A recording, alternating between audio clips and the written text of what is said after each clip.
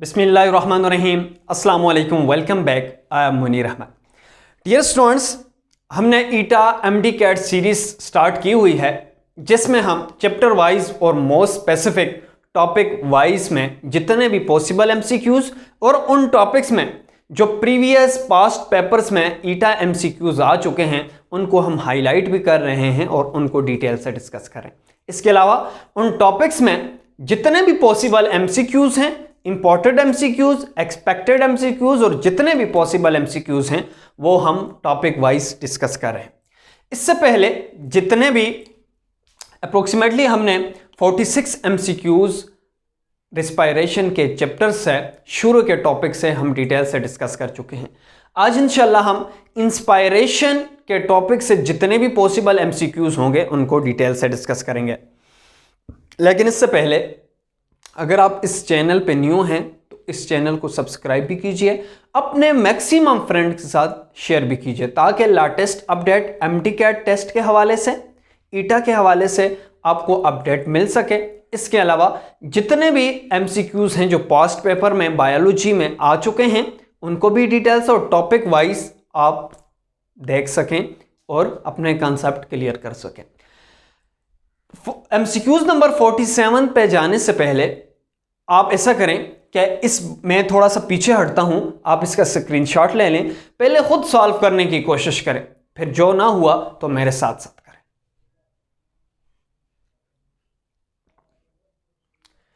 Let's start. MCQs number 47 है, during inspiration area of thoracic cavity will. हम inspiration के इन MCQs को discuss करने से पहले इसका कॉन्सेप्ट क्लियर करते हैं। प्रोसेस ऑफ इंस्पायरेशन क्या है? ये जो ही मैं सांस इनहेल कर रहा हूं, इनटेक कर रहा हूं, इसको इंस्पायरेशन कहते हैं। जो ही मैं एयर को अगर रिमूव कर रहा हूं इसको मैं एक्सपायरेशन कहते हैं। ये जितने भी एमसीक्यूज यहां पे लिखे हैं ये इंस्पायरेशन से रिलेटेड लिखे हैं। सो पहले हम इंस्पायरेशन का कॉन्सेप्ट समझते हैं, फिर उसके बाद एक्सपायरेशन की तरफ जाएंगे। इंस्पायरेशन में क्या होता है, जो ही हम सांस अंदर लेके जाते हैं तो जो वॉल्यूम है चेस्ट कैविटी का वो इंक्रीज होता है या डिक्रीज होता है? तो चेस्ट कैविटी का जो वॉल्यूम है वो इंक्रीज होता है। ये क्लियर है।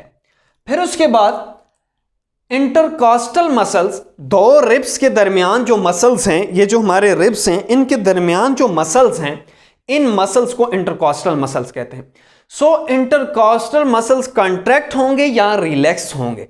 अब इंस्पायरेशन में, क्योंकि इंस्पायरेशन में रिब्स एलिवेट होती हैं और मूव फॉरवर्ड होती हैं, तो इस वजह से इंटरकॉस्टल मसल्स कॉन्ट्रैक्ट करते हैं।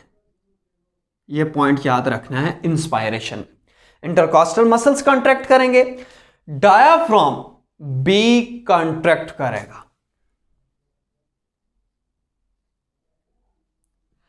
पहले डायग्राम की शेप, अगर डायाफ्राम की शेप यूं थी,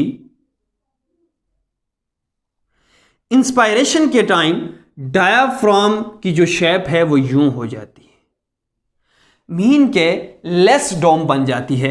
अगर मैं यूं क्लियर करूं, पहले यूं थी अब यूं होगी, मीन्स के लेस डोम शेप बनती है। लेस डोम शेप नहीं बनती इंस्पायरेशन में, लेकिन एक्सपायरेशन में डोम शेप बनती है। लेकिन हम इंस्पायरेशन की बात करते हैं।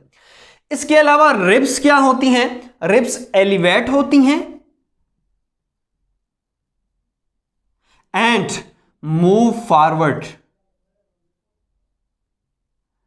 अगर ये पॉइंट्स आपके क्लियर हैं तो आप इजीली इन एमसीक्यूज को सॉल्व कर सकते हैं। एक पॉइंट यह है, इंस्पायरेशन में इंटरकॉस्टल मसल्स कॉन्ट्रैक्ट करते हैं, डायाफ्राम कॉन्ट्रैक्ट होता है। डायाफ्राम कॉन्ट्रैक्ट होने की पहले डोम शेप था, अब वो स्ट्रेट हो जाता है, थोड़ा लोअर हो जाता है, मीन के लेस डोम शेप बन जाता है। पहले डोम शेप था।